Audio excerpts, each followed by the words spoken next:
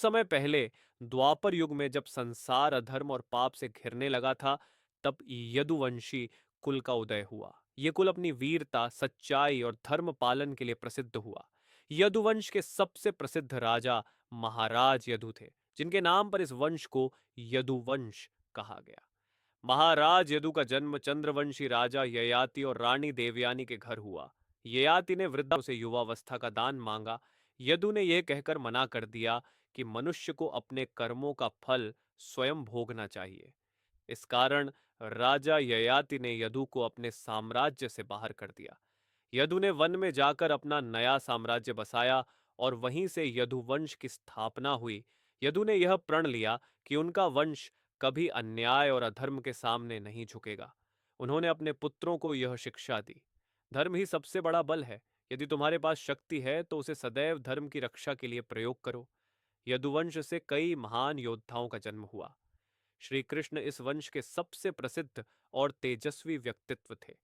मथुरा में कंस का आतंक चरम पर था। तभी यदुवंशी कुल में देवकी और वसुदेव के घर श्री कृष्ण का जन्म हुआ।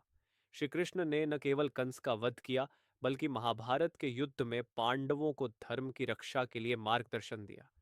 श्री कृष्ण के बड़े भाई बलराम ने भी यदुवंश की महिमा को बढ़ाया। हल और गदा के पराक्रमी बल से उन्होंने अधर्म का नाश किया। श्री कृष्ण के नेतृत्व में यदुवंश ने द्वारका नगरी को बसाया। यह नगरी समुद्र के बीच बनी थी और अपनी भव्यता में स्वर्ग से भी सुंदर थी।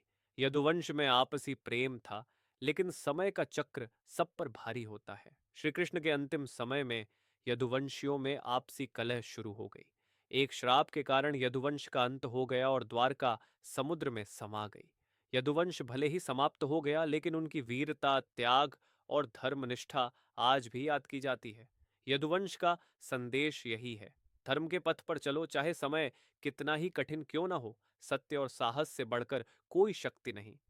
ये कथा यदुवंश के गौरवशाली इतिहास को बताती है।